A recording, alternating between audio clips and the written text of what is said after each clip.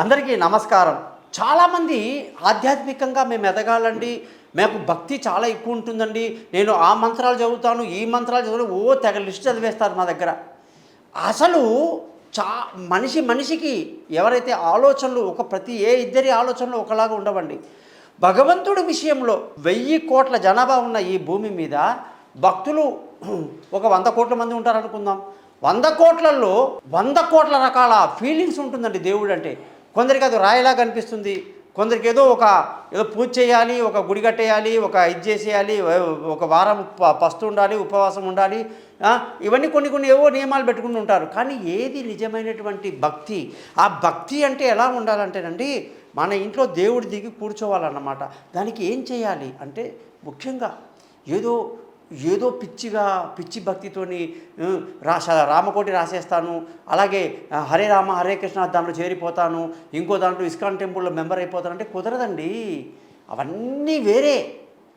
నిజంగా మీ ఇంట్లో దేవుడు దిగాలంటే సత్యాన్ని సైన్స్ని కలిపి చెప్తున్నా, చక్కగా మీరందరూ ఆడవాళ్ళు కావచ్చు, మగవాళ్ళు కావచ్చు, భగవంతుడి యొక్క కృపకు పాత్రులవ్వాలి, ఇంట్లో దేవుడు దిగి రావాలి అంటే దేవుడు ఏం చేశాడంటే తనతో పాటు అనేక మంది సేవకులని అపాయింట్ చేసుకున్నాడు. ఈ సేవకుల మీద వాళ్ళ యొక్క మాట మీద దేవుడు నడుస్తూ ఉంటాడనమాట. ఇప్పుడు ఇంద్రుడు చెప్తాడు, అమ్మా లక్ష్మీమాత, ఇతను చాలా మంచి భక్తుడు, ఇతన్ని కాస్త కరుణించమ్మా అని రికమెండేషన్ చేస్తాడు.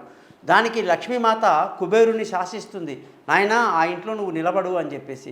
ఈ విధంగా ఒకరితో ఒకరికి కమ్యూనికేషన్ ఉంటుందన్నమాట.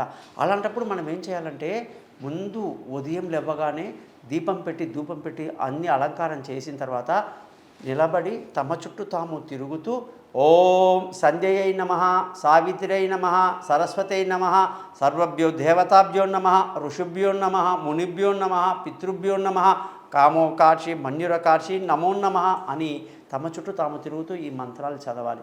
తరువాత ఓం ప్రాచ్యై దిశే నమః, తూర్పు దిశ, ఆగ్నేయ దిశే నమః, దక్షిణా దిశే నమః, నైరుతి దిశే నమః, ప్రతీచై దిశే నమః, వాయువ్య దిశే నమః, ఉదీచై దిశే నమః, ఈశాన్య దిశే నమః, ఊర్ధ్వ దిశే నమః, అధో దిశే నమః అని 10 దిశల నమస్కారం పెట్టాలి. 10 దిశలు మీకు అనుకూలంగా ఉంటాయి.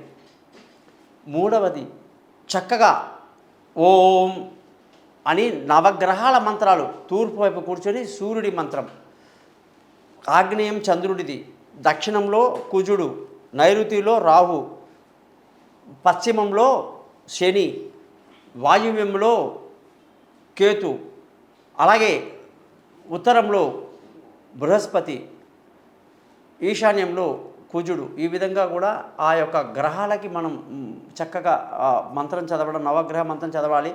ఆ తర్వాత కూడా ప్రతి ఒక్కరూ కూడా ప్రతి నక్షత్రానికి అశ్విని, భరణి, కృతిక, రోహిణి అని 27 నక్షత్రాలు తమ చుట్టూ తాము తిరుగుతూ ప్రతి నక్షత్రానికి అశ్వినై నమః, భరణి నమః, కృతికాయ నమః, రోహిణి నమః అని మంత్ర చదువుతూ ఆఖరికి ధ్యేయ సదా సవితృమండల మధ్యవర్తి నారాయణ సరిజ్జన్న సన్నివిష్ట కేయూరవాన్ మకరకుండలవాన్ కిరీటి హరి హిరణ్మయి వపు శంఖచక్ర శశంఖ చక్రం అనేసి చక్కగా శంఖచక్ర కదాస్తే ద్వారకాలేస్తా గోవింద పుండరీకాక్ష రక్షమాం శరణాగతం అని చెప్పేసి పూర్తిగా అష్టాంగ ప్రణామం చేసి తమరు ప్రవర చెప్పుకోవాలి.